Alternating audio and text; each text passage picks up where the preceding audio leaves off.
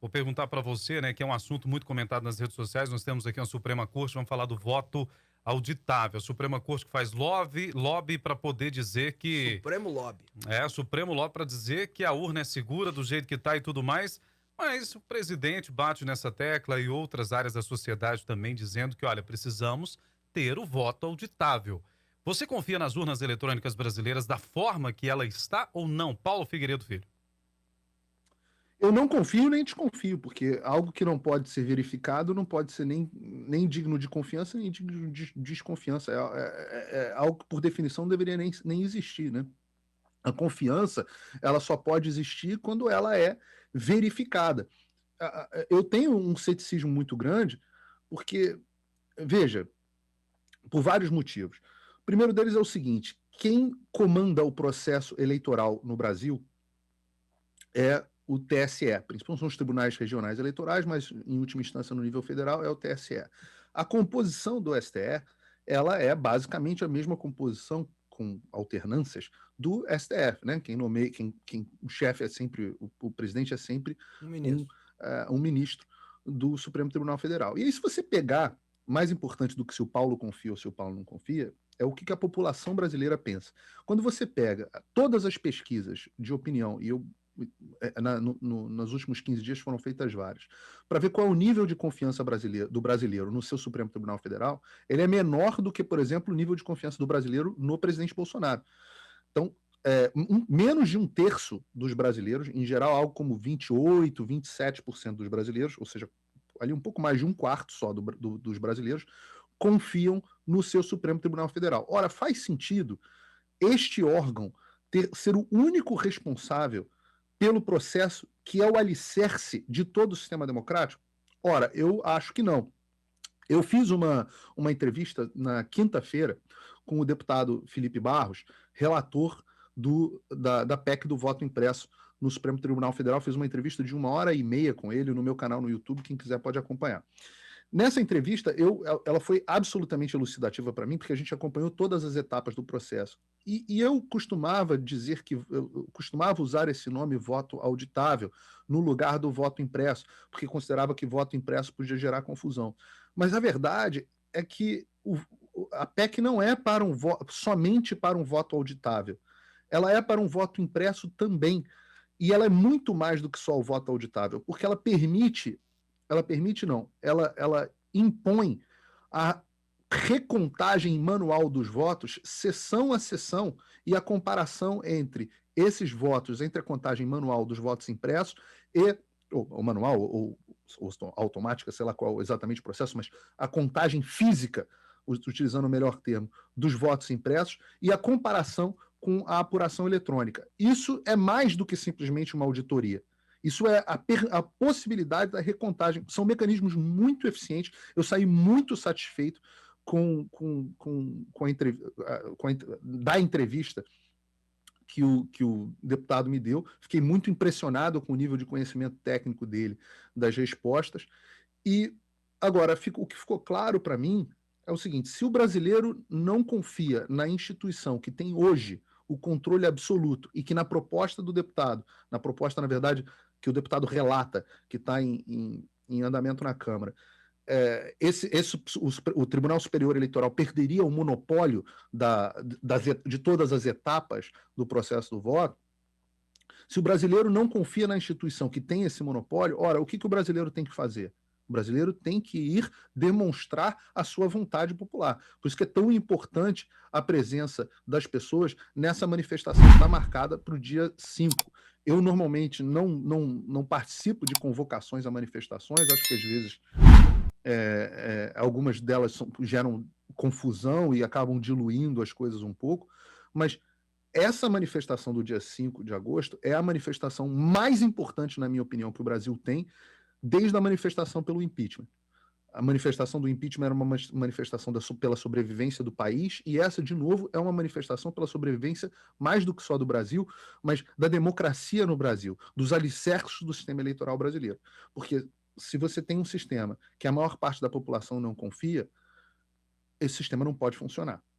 O grande problema, na minha opinião, é a falta de transparência, né? Você não tem transparência. Se você não sabe, É aquele negócio assim, eu vou fazer a apuração aqui entre você e o Robson, eu vou sair daqui e vou voltar com o resultado. Aí você questiona, eu falo, peraí, eu vou ali atrás e volto. Aí eu digo, não, tá tudo certinho. Essa falta de transparência que leva a todos os questionamentos, né?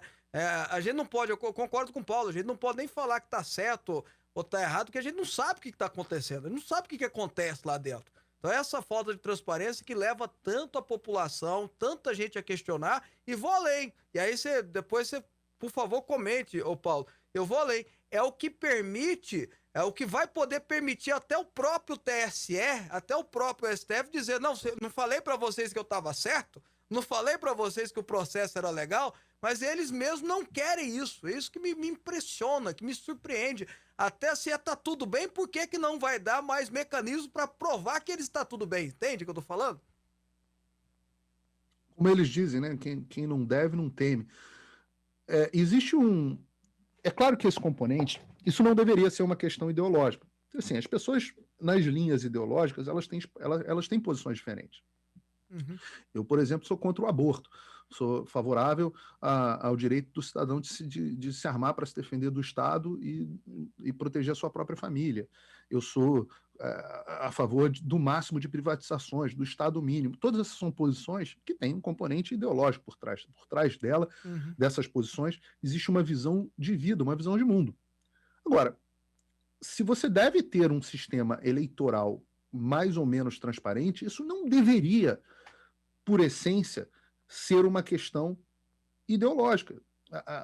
A primeira pessoa que chamou atenção para os problemas no sistema de voto eletrônico no Brasil, acreditem se quiser, foi um cara chamado Leonel Brizola, governador do Rio de Janeiro, que foi um péssimo governador, uma pessoa com uma visão de esquerda, um caudilho, que não tem absolutamente nada, quase nenhum ponto de convergência com a minha forma de ver o mundo. Mas ele defendia que o sistema eleitoral tinha que ser transparente, que o voto impresso por e simples tinha uma série de possibilidades de fraude. A gente está falando aí, se eu não me engano, de final dos anos 80 e início dos anos 90, que foi quando o sistema atual brasileiro foi concebido. Em 98, né? A primeira eleição foi em 98, né? 98 foi a primeira exexeção, né? Mas a concepção você teve, se eu não me engano, no Rio de Janeiro, logo... Do Brizola foi o seguinte, foi 94 a primeira eleição, em 94 o PDT perdeu a eleição, e aí ele questionou, peraí, mas como é que eu sei que eu perdi a eleição ou não, né? E eu acho que ele tinha razão nisso aí, nesse questionamento, com toda a sinceridade.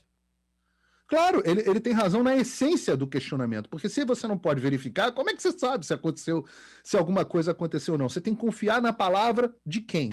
Uhum. Então, meu ponto nessa história é que você vê, mesmo dentro da esfera da esquerda, e pessoas com visões de esquerda, como, por exemplo, o João Amoedo, como, por exemplo, o Aécio Neves, como, por exemplo, o PSDB, pessoas que têm visão de esquerda sempre foram favoráveis ao aumento da transparência nesse processo. Agora, a gente está vivendo um fenômeno muito parecido aqui nos Estados Unidos, onde depois do fracasso das eleições de 2020, onde até hoje ninguém tem certeza de quem ganhou as eleições, você tem um grupo que ganha no grito e uma quantidade de evidências de irregularidades absolutamente alarmante. Essa mudança provocou, como você falou bem, Fábio, os estados aqui que comandam muitas coisas, inclusive o sistema eleitoral. Então, essa mudança, esse fracasso no sistema do ano passado, ele não provocou a mudança de quem vai ser o presidente, mas provocou mudança nas legislações eleitorais dos estados para você ter mais transparência e mais rigor no processo eleitoral. O que aconteceu? A esquerda dos Estados Unidos ficou radicalmente contra essas mudanças que aconteceram na Flórida, estão acontecendo no Arizona, no Texas, estão em processo de acontecimento, acontecendo na Geórgia. Vários estados estão passando suas reformas eleitorais. Curiosamente, a esquerda ficou o tempo inteiro contra essas mudanças. Só me leva a crer, só uma coisa pode me leva a crer que essa pode ser uma postura a ser adotada. Ora, o lado que é favorável a estas, que é contra as medidas de transparência, é o lado que se beneficiaria numa eventual fraude. E foi exatamente o que aconteceu aqui dentro dos Estados Unidos. Quem foi o grande beneficiário das irregularidades? Até agora, todas as irregularidades já encontradas beneficiaram somente um lado. No Brasil, quem seria o beneficiário das irregularidades?